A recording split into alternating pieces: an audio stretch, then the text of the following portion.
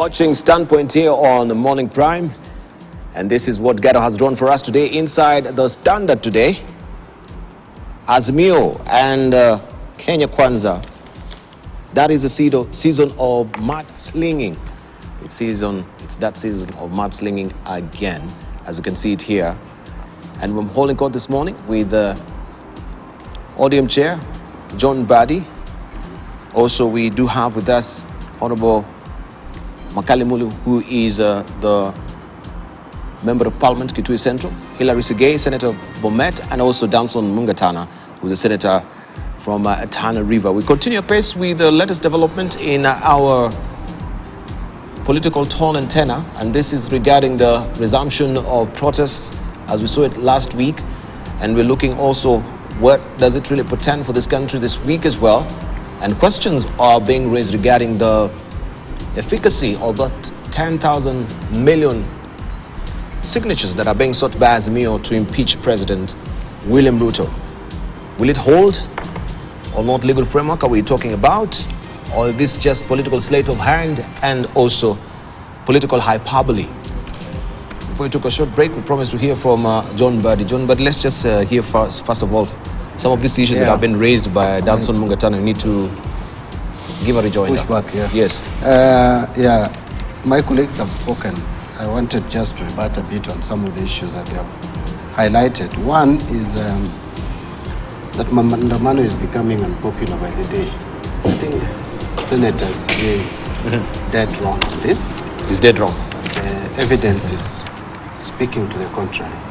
And I think the media has reported widely that last Friday there were meetings in many towns, as opposed to previously when we had only one or two towns. So I wonder where he's getting his information from, or is living in denial. But be that as it may, if Mandamano is becoming unpopular by the day, that should be good for him. But for us, we know it's just the beginning.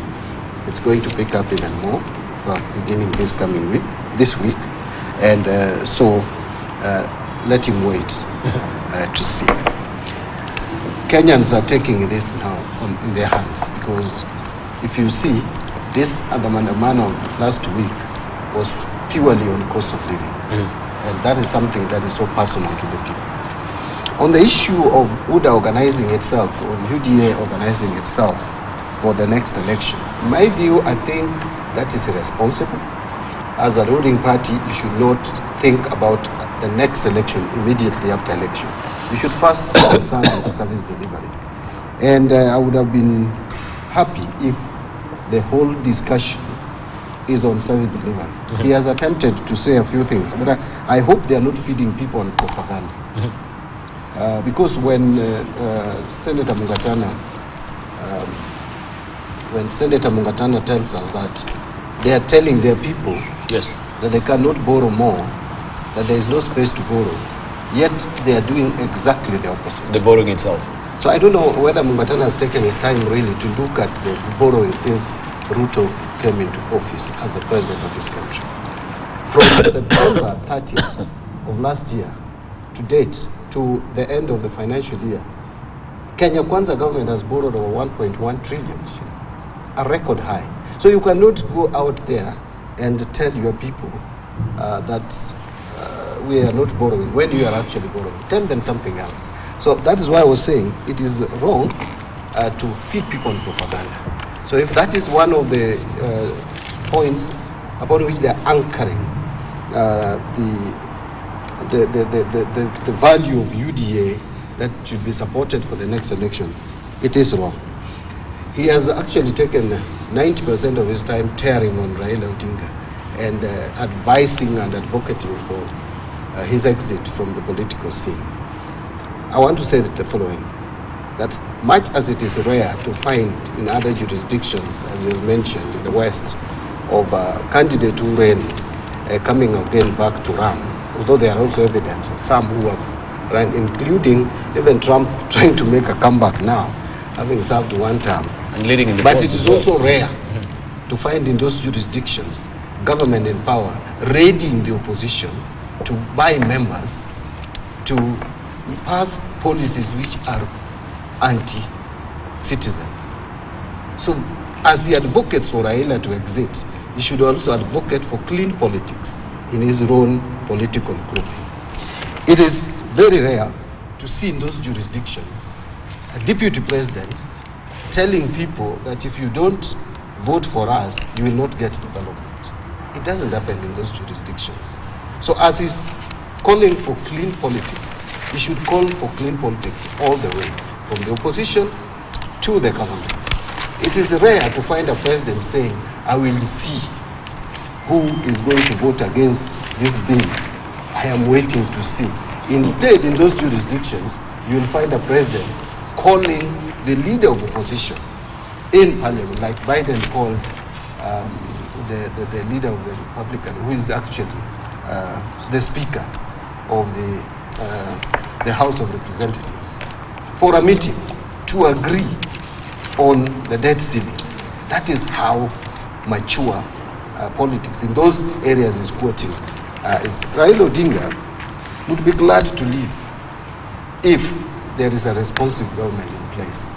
But if there is no responsive government and the young people who are supposed to hold the government to account become government apologists, then what are you left with? If you are someone who is pro-people, you will still have to be around and to push the agenda. Because without him pushing the agenda, who else is pushing it? Mugatana has already deserted the course.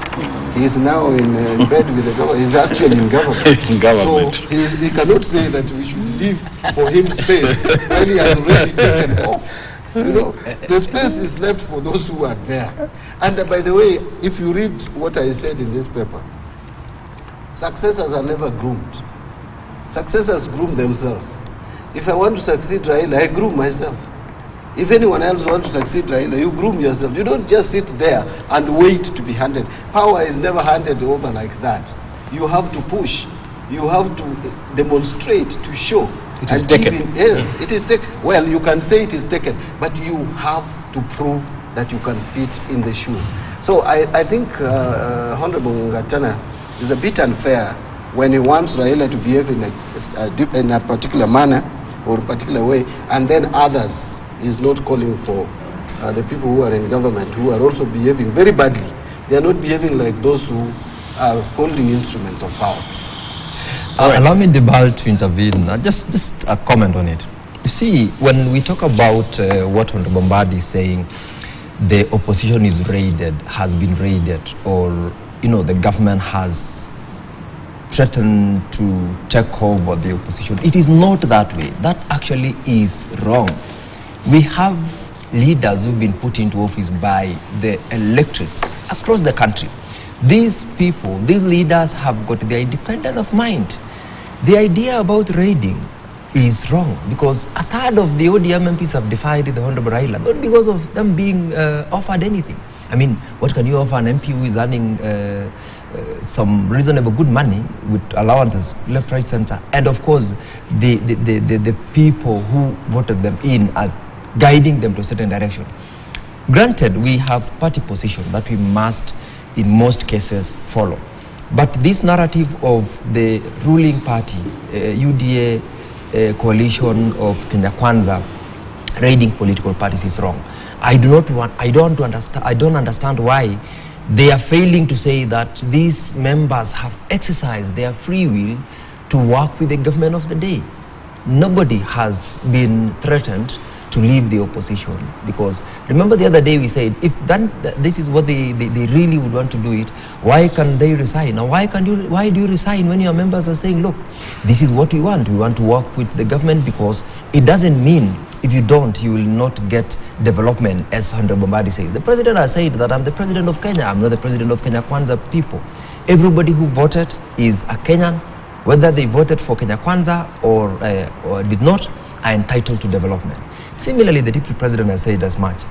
The fact that some political statements can be made does not really warrant the interpretation that Honorable Mbadi is giving, that they have been raided, they've been paid, and therefore there isn't proper opposition. It is what I said earlier on. There is already confusion in the Azimio coalition. Jubilee has gone out. They left at their own volition. They've done papers to exit officially. The other parties, Wiper is, of course, as always, in the edges. So we have only ODM that is struggling, and they can't claim to have been raided. You can't claim that. Let me also give it a... Let him chime in, because we'll tell us also when it comes to the finance act as well, and we've had Honorable Soro saying that some political gimmickry was done. There was a bit of a bribery that was done. If that is not really raiding, then what raiding will it be? But from your own assessment, surely you're not coming. Let me just ask you, clean sort of politics on the table. I mean, a whole member of parliament, would you really believe that a whole member of parliament elected by over 20,000 people, who is learned, he's a leader, he's got some experience in terms of what is expected of him, he can't be bribed to be taken to Arusha? It came from the majority leader. I mean, that is a position. Then you need also to speak with the authority and the gravity that your office gives you, because we know when you make such statements, we take them seriously. And it actually boils down to the person in that particular MP. He would as well have been in the house and gone to the washrooms when the time for voting comes in, disappears there. Would you say that person has been bribed to? But are you holding brief for Soro yourself? I'm not holding brief, but I'm saying let's not demean the position of a member of parliament to that which can be bribed with 10, 20,000 to avoid taking a certain political position when they are convicted over an issue. No, this is a different issue. This is a position where Kenyans are saying we have moved on. We want to, as Honorable Makali said. Let's give Honorable Makali. He said Makali. that the bill was okay in some areas, it was not okay in some areas, but because there is no proper organization and structuring of the position that a party would take, members would be independent, and the independence is what led them now to vote against. Some opted to travel for official duties, for that matter. It wasn't like a trip that is being financed so that somebody is away from the house. Let's say for Bokali, we are waiting for this. I think just two quick ones. Dibal, Senator Singay, we must understand him. The way he's talking is the way I used to talk when I was less than a year old in parliament. But Singay, that's what I kept in parliament. Just your memory, if you remember the immediate parliament. You remember at one point, the current CS, Honorable Moses Korea. Yes. He actually moved a band of 100K notes and said I've been bribed. You remember that? Yes, I do. So I think what we're saying about is two quick things. For me, just let's start commenting on what Senator Mgatano was saying. The issue of planning for the next election when you're in government is worrying in year one. Because what I'm imagining now, the Kenya Kwanza government should be working so hard that come the next election, their deeds would automatically hand them over another term.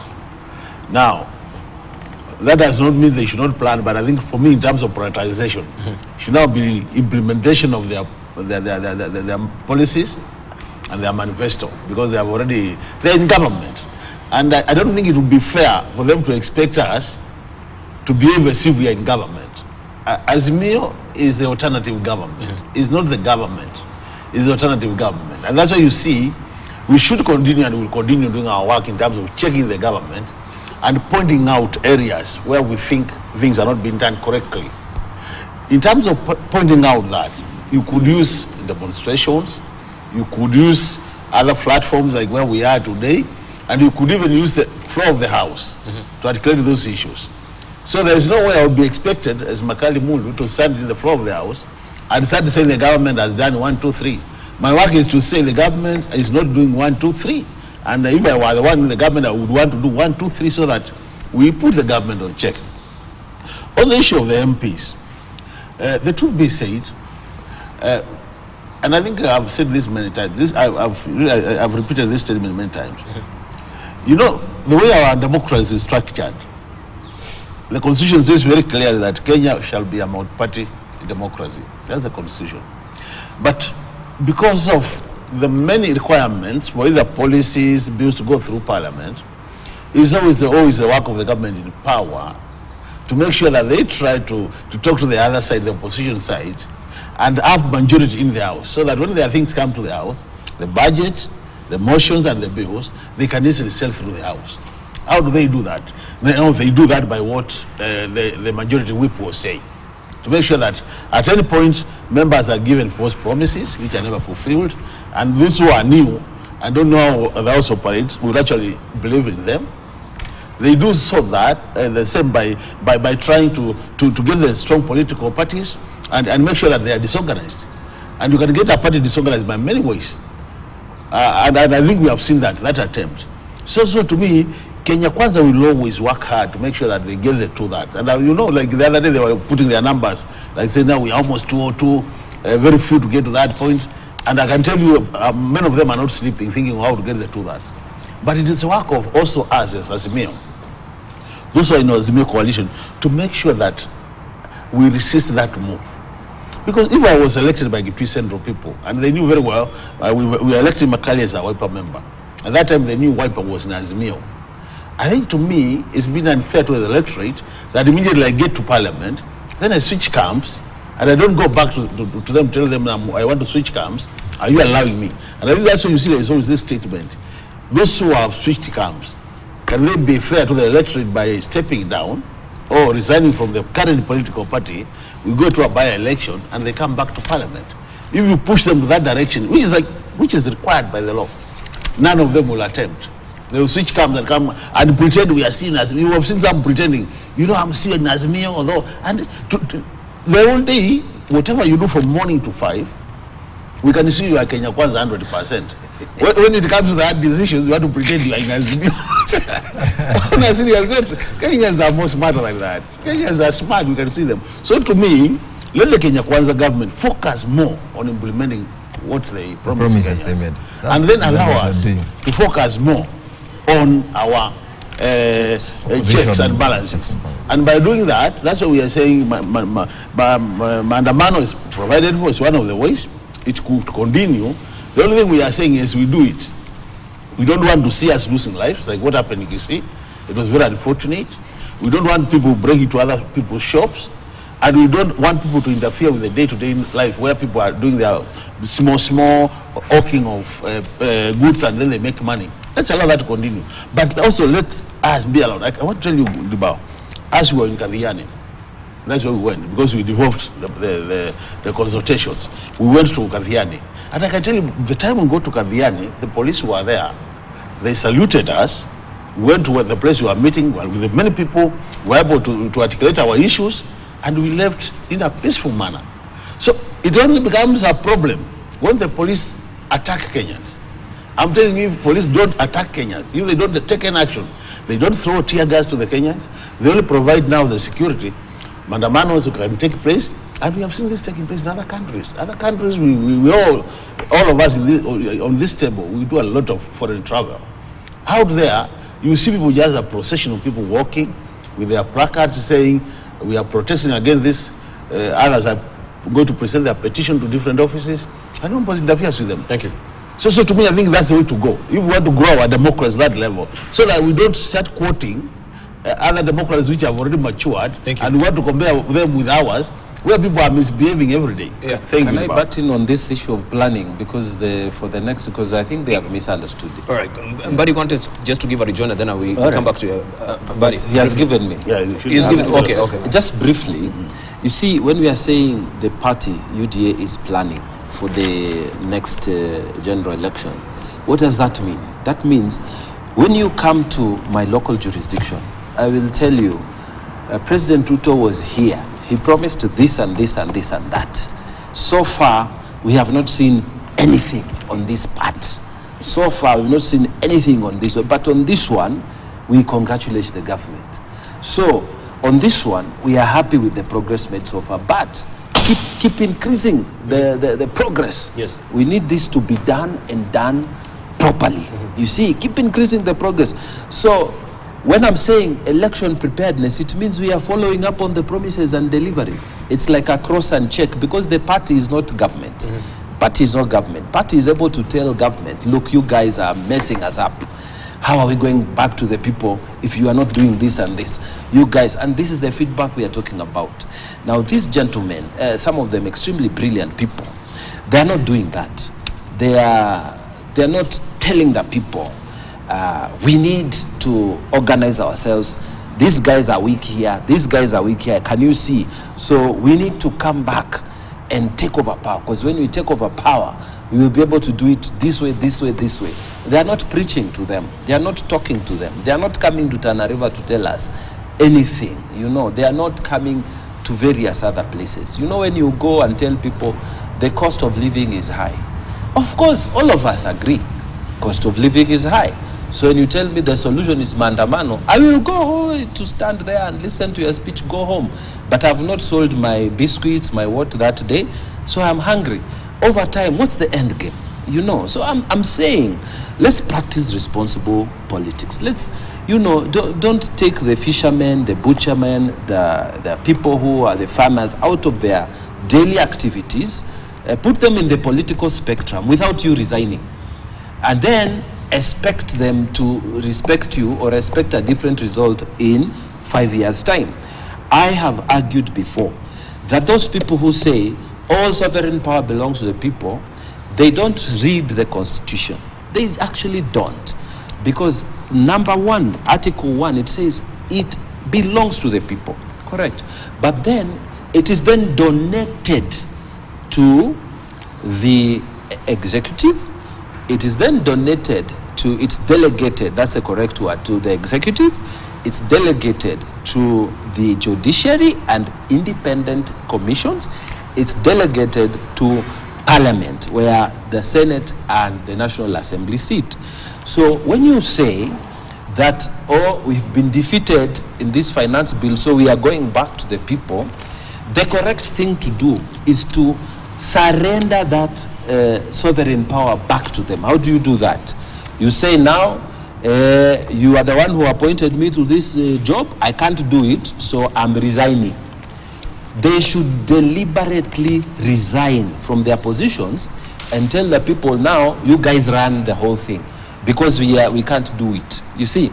But you can't be holding the position of a member of parliament where you are supposed to exercise a delegated authority, and then you are defeated there. Instead of coming to explain to the people that, you know, what we need to do is to elect more of us so that we can pass our, you come and tell them, we've been defeated, so we are coming back to you, let's go to maandamano. It is like, it's really wrong. It is like telling people, you are the father, you have delegated authority to go and fend for the people. Go to the mjengo, go to the office, go wherever, go and hustle and bring food for us. That is your delegated authority.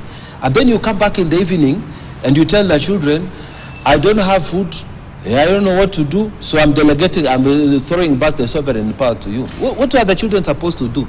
You are creating hopelessness. You're not giving a plan. You know, I keep saying a bad plan is better than no plan. And a good plan, when it comes, you give way to that better plan. And when that best plan comes, it gives way to the bad plan. Thank you. The problem with these people, they have no plan. And they are being dishonest, because they should all resign from their positions. They should take back the sovereign power to those people.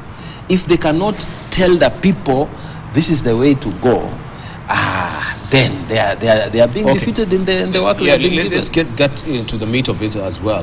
But I know you wanted to react to a lot of this before we delve deeper to how also that really is in tandem with the Constitution or not, as far as this particular 10,000 signatures is concerned, the legality of it, or is it just a political gimmick that people have been saying, oh, there's nothing to it, it's just an exercise in futility? First of all, I want to acknowledge that Mungatana is actually my senior in Parliament. He came before I joined Parliament, although I'm serving a 4th term, he's serving 3rd term in Parliament. I want to just remind him that UDA is a very young party. So I don't think there's a point where you can start giving him accolades the way Honorable Mungatana is doing. ODM has been around longer, and we know how to manage political parties. There are a lot of challenges. So wait, that is how Jubilee also behaved. We thought it was going places, only to find it now it's a shell. I agree with you 100% on that. On the second leave. So on the issue of the sovereign power, Mungatana is also equally, and is a lawyer I know, reading the Constitution selectively. The sovereign power belongs to the people. That we agree. the sovereign power is delegated. But before it is delegated, the Constitution talks of the sovereign power can be exercised directly. So the first option is exercising it directly. Then you go to or through the democratically elected representatives. The delegation of sovereign power is for convenience, because it is sometimes not very practical, not very easy for Kenyans to exercise their sovereign power directly. They decide to delegate it. But when they find you are misusing the delegated power, the people of Kenya will then withdraw that sovereign power and exercise it directly, and they have the power to do so. So it cannot be that you are blaming the people of Kenya again to withdraw their sovereign power if you are not exercising it and correctly. And by the way, finance bill that we are talking about, which was assented to, I don't know whether now that it has been stopped, we call it a finance act still by the judiciary, it has been suspended. Kenya spoke through various memoranda. If you look at public participation, what Kenyans said was not taken by their representatives. The elected representatives did the opposite. So the people of Kenya say, we told you not to increase VAT on petroleum products, and you did it. What recourse do we have?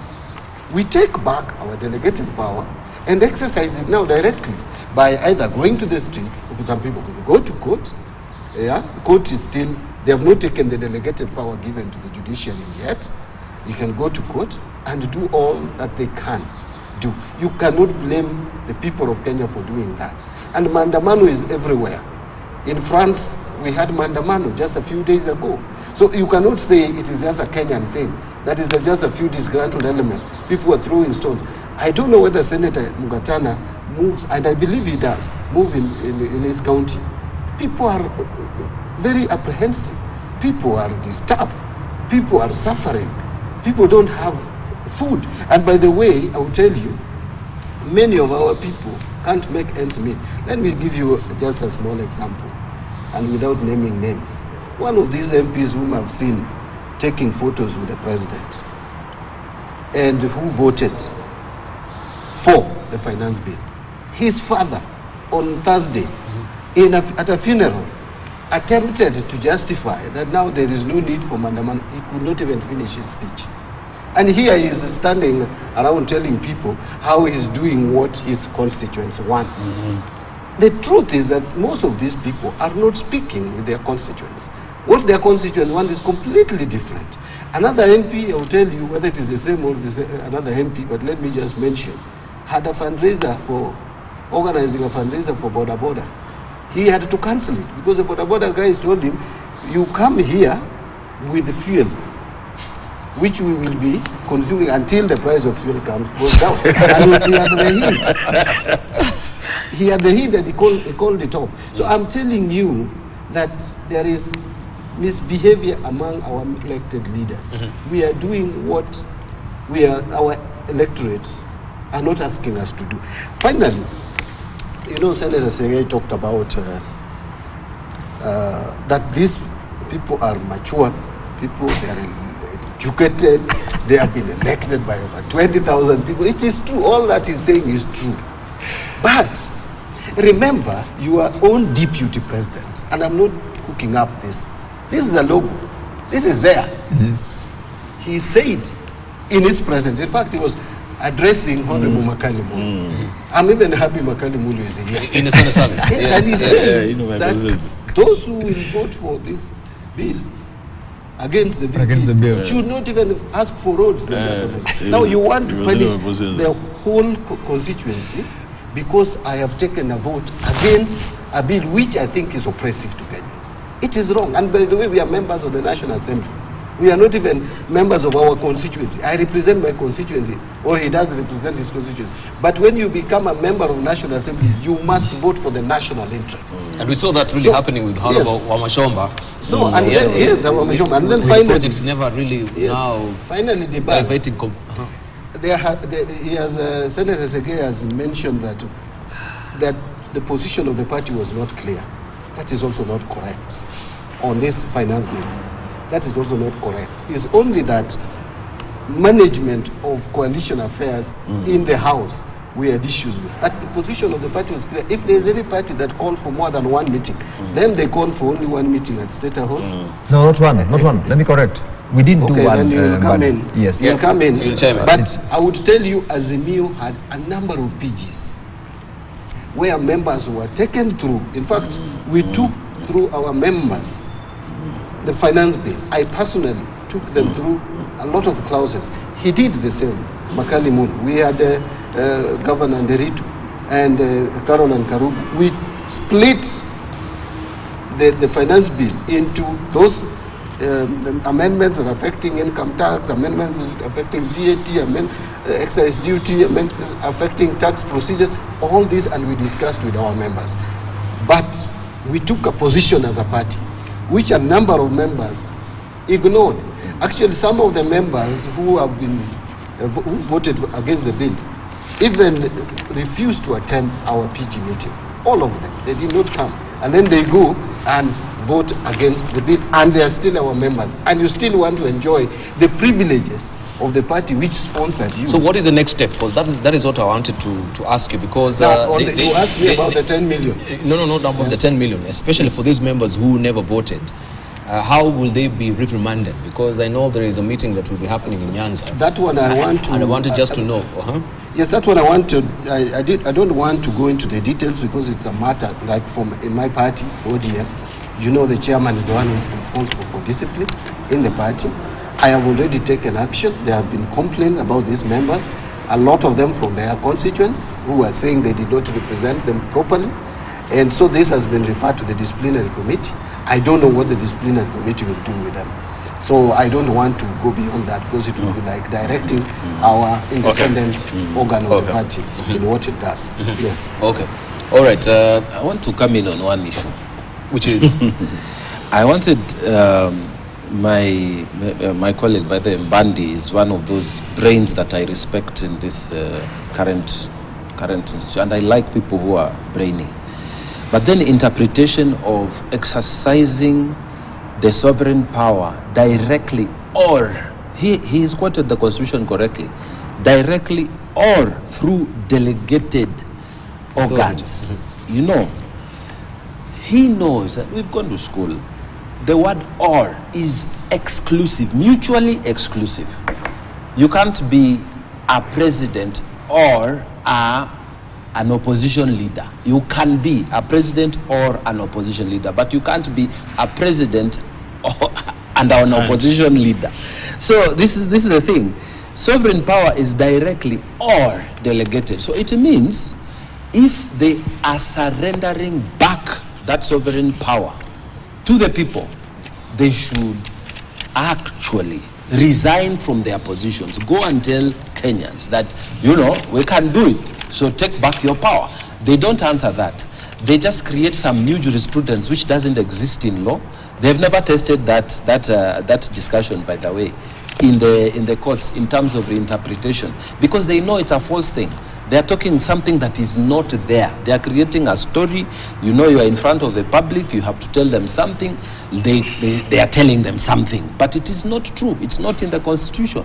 Just like when they are saying they are going to create, they are collecting 10 million signatures. Man, Raila couldn't make 7 million votes. How do you collect 10 million signatures? That's number one. Number two, which constitution are they reading? Are we reading the same constitution that says you can be removed by 10,000 signatures? These people, and I know there are lawyers inside there, you know, but they don't get the opportunity to talk because that whole opposition setup, it's a cult.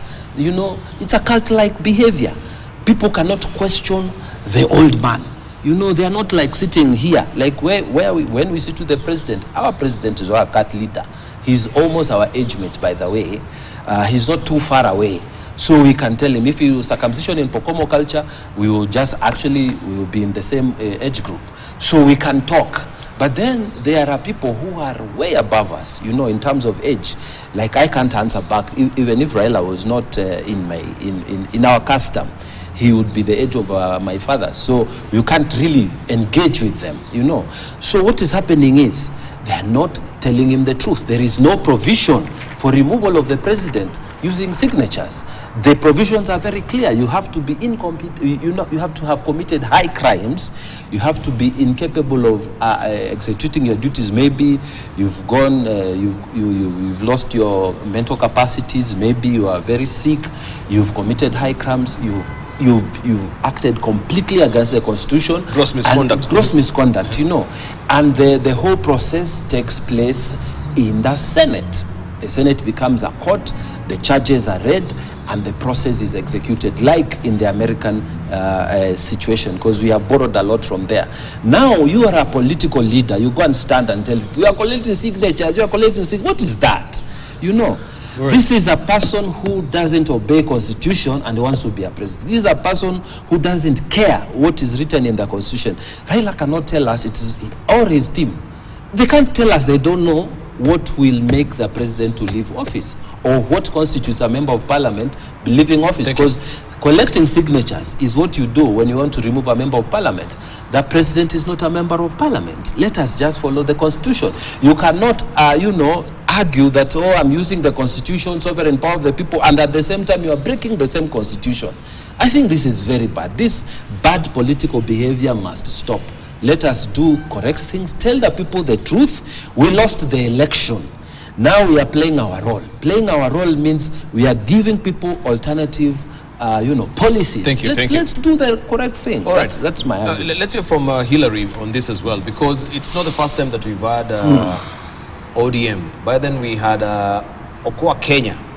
If you may remember Okoa Kenya initiative before, and also you sought to actually get some signatures. I don't know how many, if it were 10 million signatures by then, but also we saw the whole process going through some challenges. First of all, with the authenticity of these signatures that had to be verified by IBC. If you get the signatures right now, and we're seeking maybe a referendum, so to speak, on how we can actually go through. I don't know if it's a referendum or we can go through the impeachment directly, because now you're thinking for us. No, I'm thinking. But I'm just thinking the entire process, the way it will go. First of all, we don't even have an IBC as it stands, and we've heard that you're going to also to form an alternative sort of an independent commission, independent electoral commission. Under which law also is this independent electoral commission that you have to come up with as an alternative going to be enshrined in? Learning from Okoa Kenya initiative. Thank you. Do you think this will fly? Debal, thank you very much. This I think is directly from Badi, but you can still chime in. I wanted to lay the foundation for a possible response. It should be coming to you. Yes. It should be coming to. But let him just finish. Yeah, let me just, I wanted to comment on, Honorable Mbadi said that we never had a caucus as UDA or Kenya Kwanza in the course of preparation for the voting on the finance bill. And I wanted to correct that we only had one meeting. We actually didn't, we had more than 4 meetings. The first PG that we had was in State House, which is right. That, of course, was published. That is when members, we took almost 6 hours, where we had to take members through the provisions of the bill, from the introductory to the justification, the entire, for members to understand why are we pushing for this particular bill, what are the benefits in it, and why, and what will we be telling Kenyans out there why the bill is it. So we had the first caucus in State House. We had breakout sessions where the members of the National Assembly had their own, members of the Senate also had their own. And for obvious reasons, this was part of what we termed as public participation. Because when I understand it fully, as a member of representing a certain county, I will be able now to tell my people so that I pick their views. And that is why the committee later on did incorporate a number of the proposals that people collected from their members after the inaugural meeting and the breakout sessions that we had. And then thereafter we had the last one where the party now, at the party level, where members were also being taken through so that they can internalize for purposes of justifying why it is important that we pass this bill, for purposes of debating, because we didn't want members to just go to the floor of the House when they don't understand why we are asking for an increase of 8% in VAT on fuel, why we are asking for a 1.5% housing fund. it was a requirement prior to that engagement. So we had a robust engagement on it, and it's not true that we only had one mandate. The only unfortunate thing, of course, Ribal, is that the number of members who we're being told moved outside the country or traveled shortly before the voting is an irresponsibility on their part, if I were to use that word, because your core mandate is to represent, to legislate, and to oversight as a member of parliament or senate. Now, for a member to opt to travel at the point when he's expected or she's expected to be voting is an irresponsibility. If now we were to look at not the political side of what we were earlier on discussing as to whether they were bribed or not, because you ought to make a choice. Honorable Makali did make that choice and stayed back because he understood that he has a huge responsibility to represent his people. About the 10 million signatures, it's given, and Honorable Mbadi has told you, they are still thinking. They are still trying to, brainstorm on what to do. But unfortunately, I didn't say that. You told the bar that he's thinking for you. That in itself is a statement saying we are still thinking. No, you're just saying that you're correct me, but I understood that to mean it is an ongoing process. But then I wanted to just give at least an understanding of what an impeachment process can entail, and that Honorable Mogatana said, when you look at the Constitution, this is our law. This is the supreme law of the land. Whether or not ODM is keen on what they are saying, they have to do it within the law. And the Constitution, I wouldn't want to say is clear, because it's never clear. That is why we are always interpreting it in court. This document has provided for us under Article 145 a step-by-step process of removal of a president, starting with, first of all, why and conditions with which one can be removed as a president.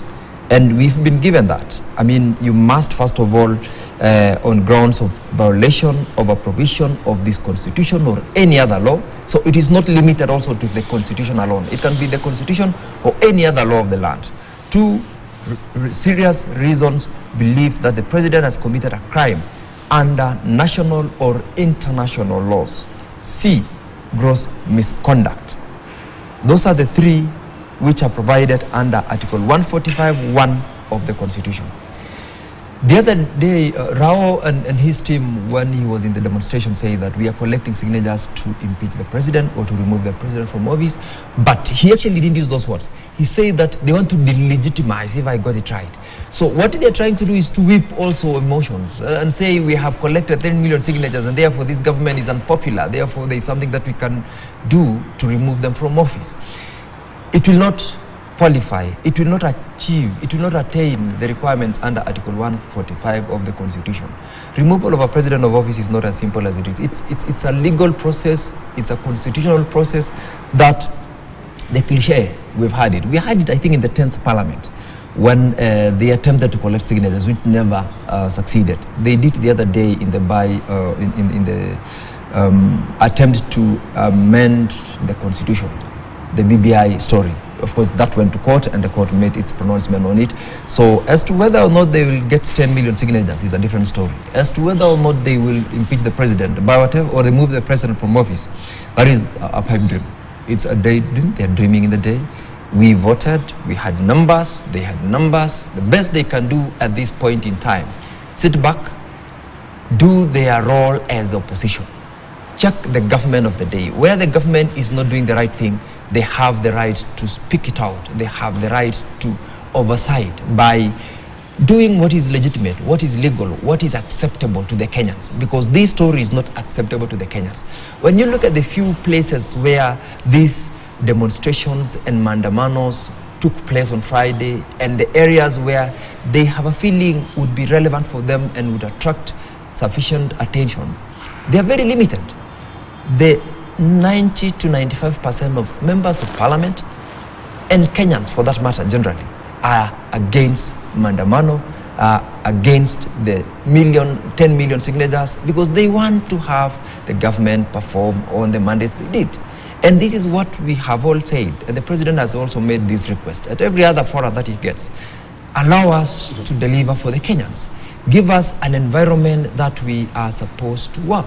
Let the opposition be there so that they do their role, and Thank you. in doing so, it shouldn't be doing the destructive demonstrations that they are doing.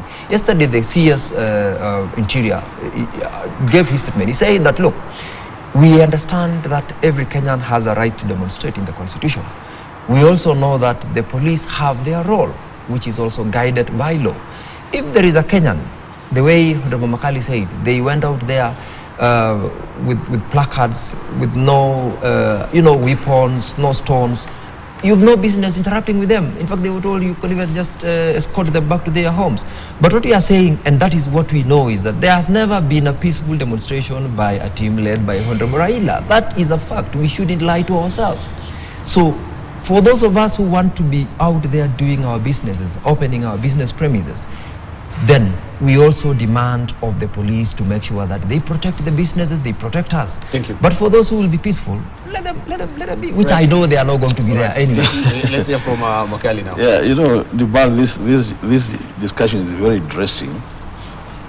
I'm so much surprised by the fact that Kenya Kwanza is so much worried about the 10 million signatures. I think all of us have shown that we will operate within the Constitution. And Azimio coalition, because it seems like they want to reduce this to our ODM thing. This is an Azimio coalition thing. Azimio coalition, in all the things we have done, we've never been operated outside the Constitution. So, we know the Constitution is very clear. For you to impeach a president, you don't require signatures. We know it. But what we are doing, and so if you've been listening to what we are saying in the bar, we are saying the cost of living has gone so high that Kenyans are struggling to survive. We have gone out to Kenyans and we are telling Kenyans that things are bad, and we want this Kenya Kwanza coalition to improve things. Kenyans are listening. So we are saying, if you are Kenyan and you feel like things are not working well, we want you to append your signature to confirm that position, that this government is hurting Kenyans. Now, as to what we will do with these signatures, I think that should be a strategy for Azimio.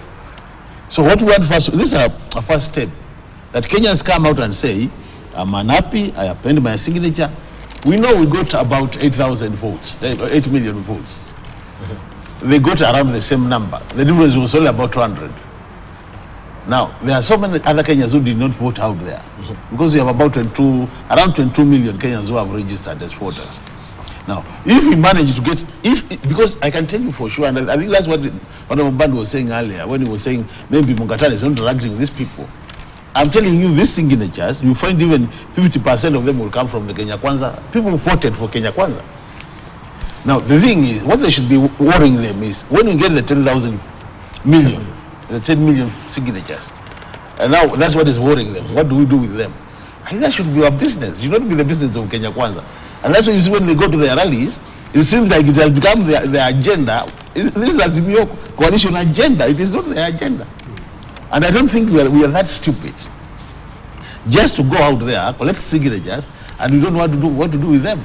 The fact that we didn't get enough signatures for Kenya, and we managed, because I think we managed 2 million, doesn't mean now we can't get 10 million, because Okwa Kenya was a different subject.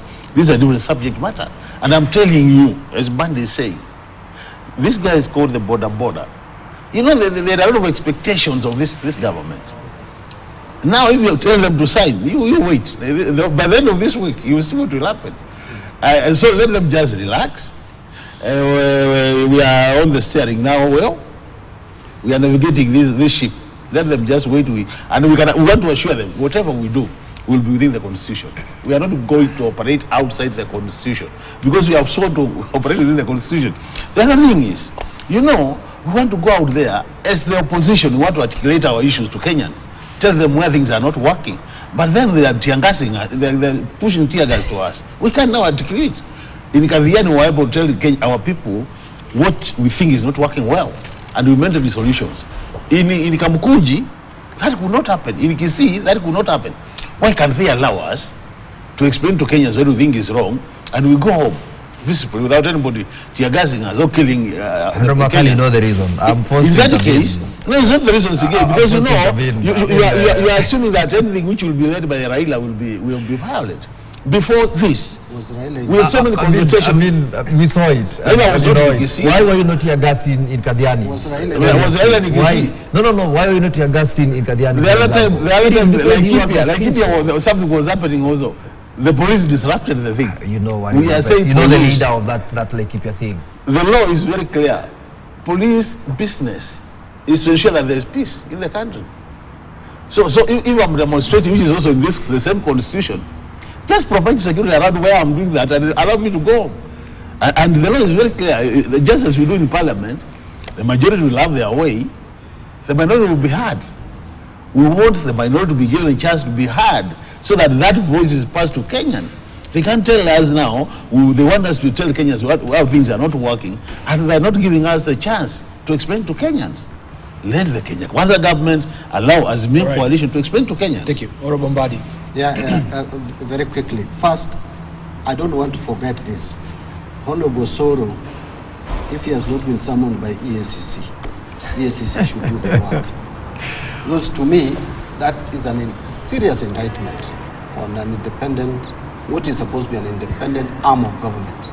If Honorable Soro can confirm that they bribe members of parliament to either abscond voting or to vote their way, that's a very serious indictment.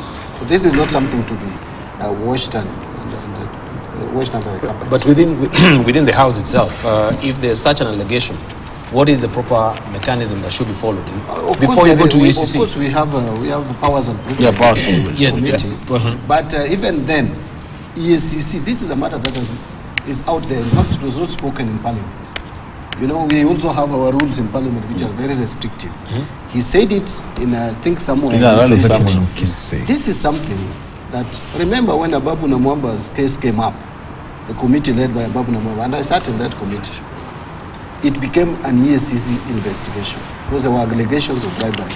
The case of this Fatuma Mohammed, the Wajir woman rep, became an EACC case. Honorable Soro should go write a statement, give the names of members who are bribed, so that this matter is dealt with.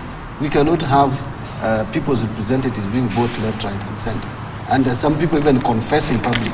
So I just wanted to say that. But what if you flip the other side of the coin, that maybe he's just also playing politics on this to disparage? So then let him go and say that members of Azimio that they cannot be trusted. Now what we have, and that is what I'm saying. If he's playing politics, that is very unfortunate, because he has said it out there.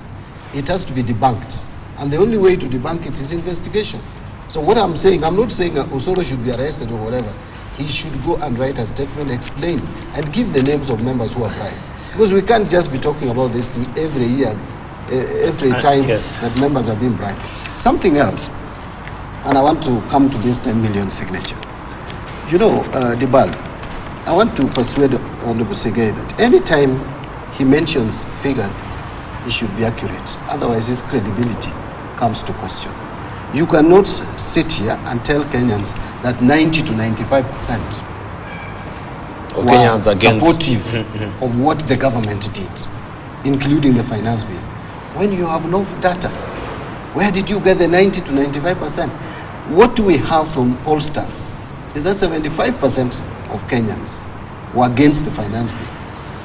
So that is the record. Unless you have another opinion poll, actually said that in Parliament, the number of members who were generally supportive of the Finance Act are 90 to 95%. That is again and said not all the ODM members are as many as are supportive of the Mandamano story. That is why we do not have.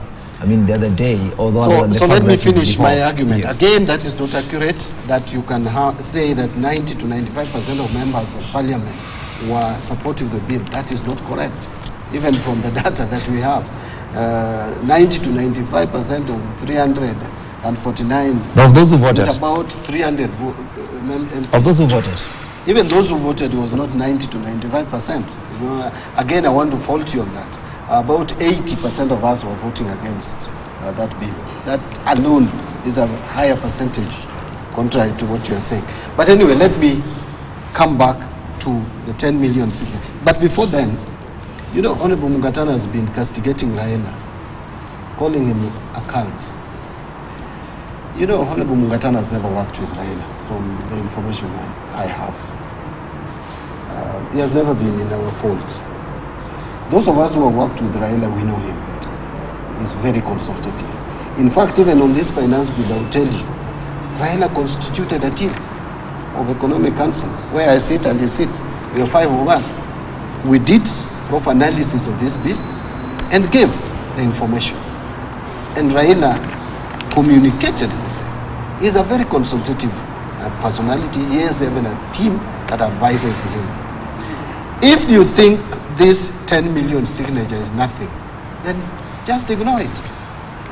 One thing that you must remember, Dibal, without advising much, is that we are about 22 million registered voters in this country. That is before you clean the register, because again there were issues around the cleaning of the register. So if you clean the register and you remove those who are dead, etc., you have about 20 million. So 10 million would be half or 50% of that number. And remember, those who voted in the last election were just about 15 million. If, under the President Ruto, if the figure that IBC announced is something to go with, got 7.1 million votes. If you can have 10 million Kenyans collecting signature that they lack confidence, and by the way, I don't know whether they have seen the proposal in the collection of signature. We are not collecting signature to amend the constitution. So don't talk about those things you are talking about, the threshold here, IBC, etc. We are not amending the constitution. Okoa Kenya case, it was 11th parliament, not 10th. It was in the 11th parliament, and the issues we had was IBC simply decided to stall that process. BBI is another story. I want to tell you, just food for thought. Supreme Court has a responsibility to determine presidential election. What we have, or what we are doing, is not an election. We are collecting signatures. Kenyans who are saying the way President Ruto and Gachagua are running this country, they are not happy with. It's going to be a serious question of legitimacy.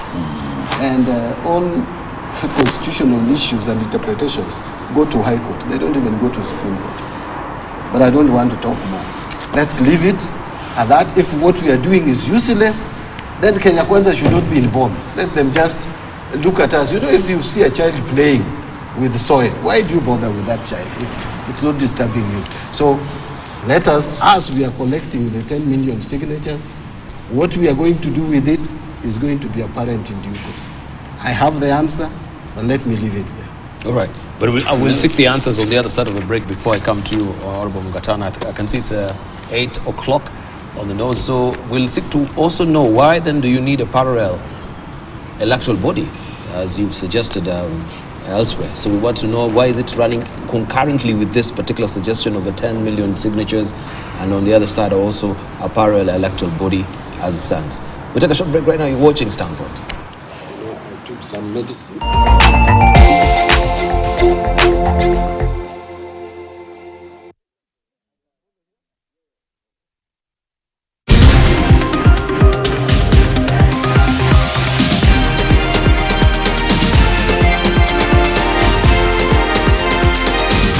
KTN News. Get the whole story.